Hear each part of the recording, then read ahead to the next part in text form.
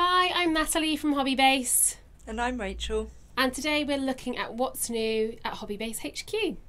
Today we're looking at this new range called Frosty Ornaments by Jeanine's Art. We've got some papers, we've got some stamps, and we've got some dies in this range. So we're going to have a quick look at those.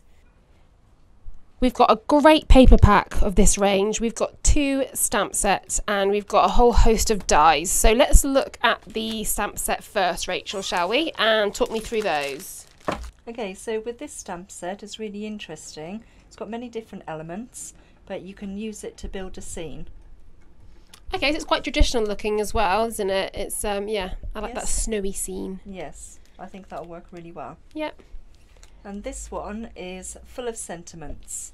So sentiments you can never get enough of. And how many have you got in each set? There's quite a lot there, isn't there? There's quite a few, yes. Yeah, quite a few. I'd say there's about 20 stamps in each set there. Yeah, probably. Definitely. And now let's look at the paper pack, the Frosty Ornaments. Loving the papers in here. They're all double-sided. There's 23 sheets, 15 by 15 in size. So some really great festive designs here. We've got some stars, we've got the purples here, the trees, and yeah, there's a few of each design, and then turn them over and we've got another design on the back. And now let's finally look at the die range of the Frosty Ornaments collection. There's quite a few here. We've got Frosty Wreath, we've got the Christmas baubles, we've got these frames which we're just loving, and we did look at some other Jeanine's Art frames a couple of weeks ago, which is still available on the channel, so go ahead and search for those. But we're kind of skipping over those today. The Frosty frame, love the detail in this one. And I mean, that's going to take you some time to die cut and kind of poke out all the different elements.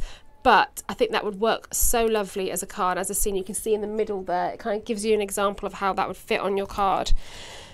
We've also got Christmas branches, so some extra elements to your Christmas make. And these in particular stood out for us, didn't they, Rachel? Yes. So let's have a look at those. What would you suggest?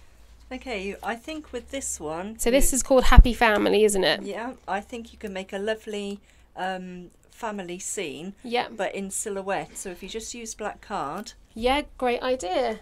You can make a lovely silhouette picture with that. Yeah, lovely, because they're quite, again, traditional scenes that, you know, you'd paint of a happy family at Christmas time. So yeah, I like the idea of having it as a silhouette.